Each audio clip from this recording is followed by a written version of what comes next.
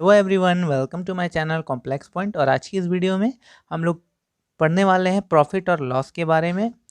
इसमें आपको full concept मिलेगा। प्रॉफिट और लॉस का क्वेश्चंस भी मैं करवाऊंगा, उसके बारे में रिलेटेड टर्म्स के बारे में जो है क्या होता है कॉस्ट प्राइस, सेलिंग प्राइस, इसके बारे में भी हम जानेंगे। ठीक है, तो वीडियो के अंत तक बने रहना ताकि आपको अच्छी तरह से समझ में आए। और अगर आपको मेरे चैनल पर समझ में आएगा तो आप मेरे चैनल को जरूर सब्सक्राइब करना।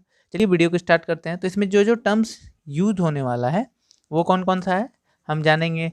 सीपी क्या है, एसपी क्या है, प्रॉफिट क्या होता है, लॉस क्या होता है, ठीक है, ओवरहेड एक्सपेंडिचर क्या होता है। तो इसी सबको हम टर्म्स को देखेंगे। तो जैसे कि प्रॉफिट और लॉस, ये वर्ड कहाँ से आया, तो जैसे ये हमें ज़रूरत कहाँ पड़ेगा। तो मान लिया जाए हम कोई भी दुकान पे जाते हैं और वहाँ पे कोई भी सामान खरीदते हैं। तो अगर हम देखा जाए तो वो जो सामान आया है वो कहाँ से आता है, कह सकते हैं कि हम वो होलसेलर से लेते हैं। तो वो जो है उनका जो दाम होता है, डिफरेंट वैल्यूज़ होते हैं, अलग अलग टर्म्स अपने हिसाब से रखते हैं ना, कि उसमें कितना खर्चा हुआ उसी को लेके। जैसे कि उसमें जो बेचते हैं वो अपने सामान को या फिर ख़रीदते हैं, जो भी सामान वो हम खरीदते हैं तो उसको बोलते हैं कॉस्ट प्राइस। ठीक है, कॉस्ट प्राइस या फिर क्रय मूल्य।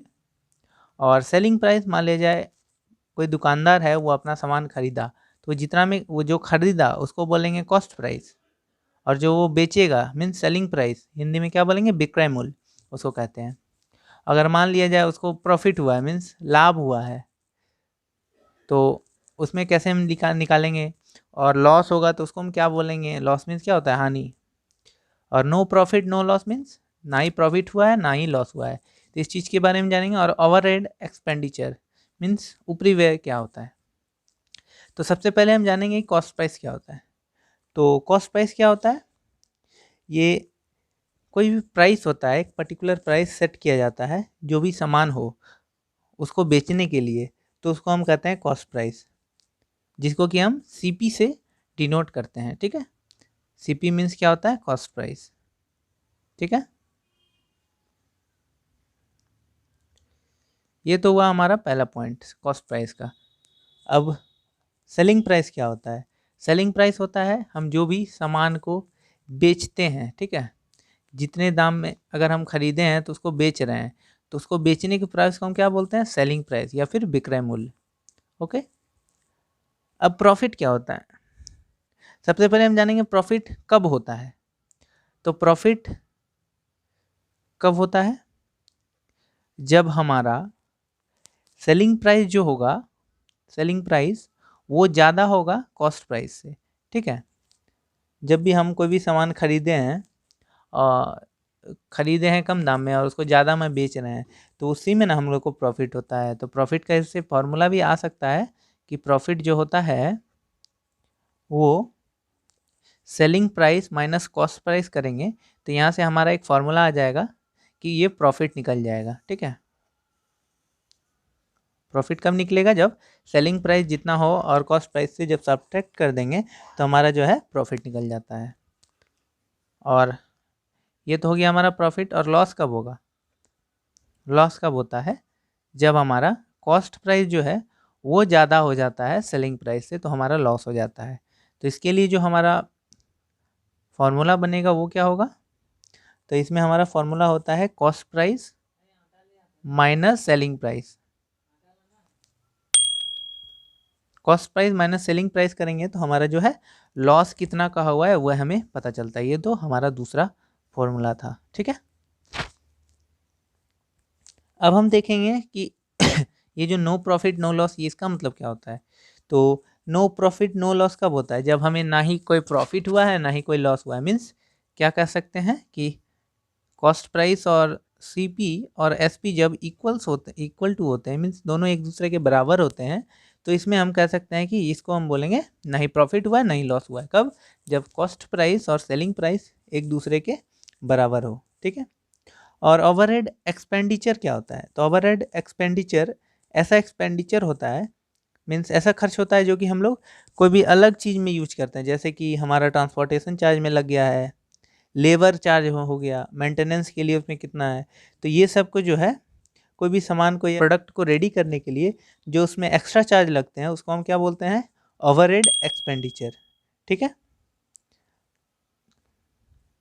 तो ओवरहेड एक्सपेंडिचर मीन्स भी समझ में आ गया, ऊपरी व्यय means extra charge, extra cost जो हमें लग रहा है। तो ये सब तो हम जान लिए, जो इसका जो है बेसिक टर्म्स था प्रॉफिट एंड लॉस चैप्टर का, तो ये तो हम समझ गए। अब हम देखेंगे कि प्रॉफिट परसेंट हम कैसे निकाल सकेंगे। तो प्रॉफिट परसेंट निकालने के लिए मान लिया जाए हमें प्रॉफिट परसेंट निकालना है कोई भी चीज़ का, ठीक है।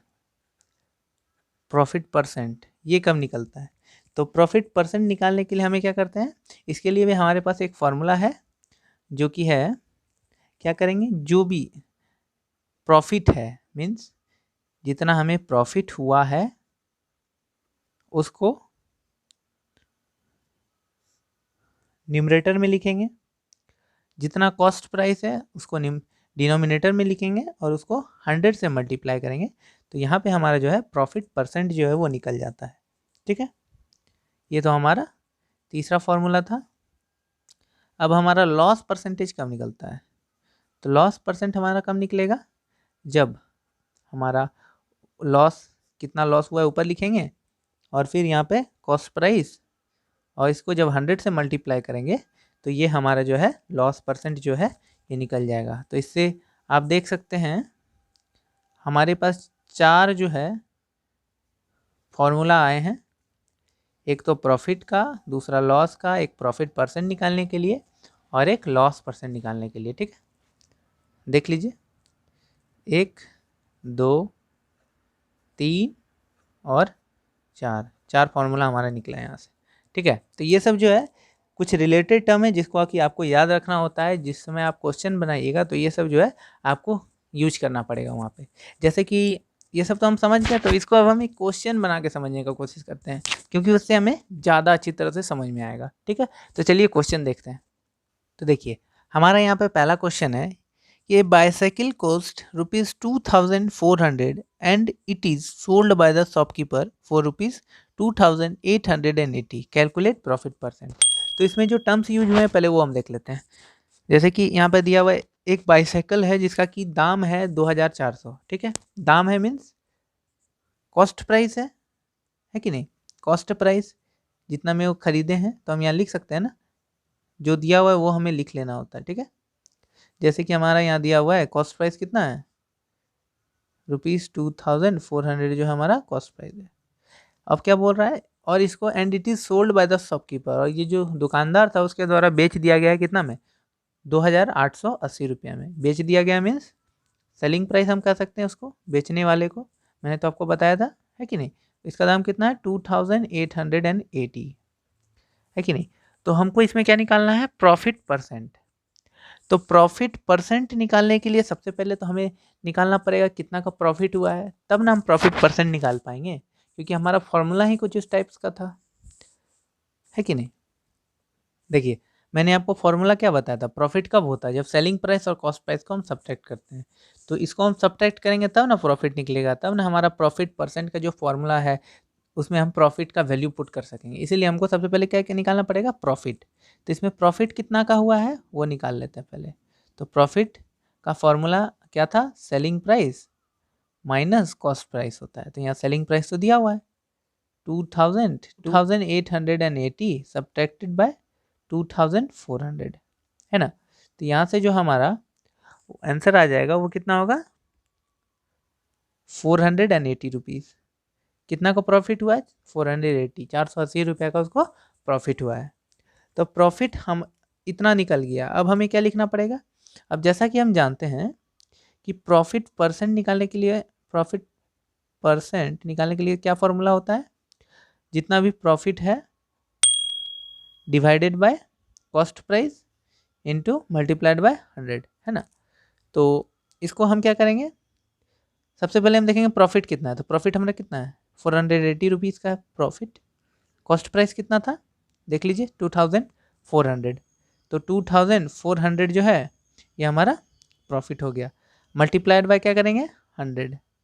तो यहाँ से आप देख सकते हैं कि हम इसको कैलकुलेशन सम करेंगे तो यहाँ से 0 0 चला जाएगा और 20 आ जाएगा, है कि नहीं। तो हमारा इससे पता चला कि जो हमारा प्रॉफिट परसेंट है वो है 20%, है कि नहीं। मतलब 20% का जो है हमें इसमें प्रॉफिट हुआ है। तो हम लिख सकते हैं थस प्रॉफिट परसेंट जो है वो कितना है 20%। तो इस टाइप से अगर आपको क्वेश्चन मिले तो आपको इसी टाइप से बताना है, ठीक है। तो मैं एक क्वेश्चन आपके लिए भी दे देता हूँ, आपको उसको निकाल के उसका आंसर आपको मुझे बताना है, ठीक है। ये जो वीडियो है ये पार्ट 1 है, आपको इसका वीडियो सेकंड पार्ट भी मिल जाएगा, ठीक है। तो चलिए एक क्वेश्चन मैं आपको भी दे देता हूँ ताकि आप बनाएं। तो आप ट्राई कीजिएगा ये सेकंड नंबर क्वेश्चन का आंसर हमें बताने का, आप कमेंट बॉक्स में कमेंट कर सकते हैं। तो चलिए मिलते हैं अगले वीडियो में, तब तक के लिए धन्यवाद।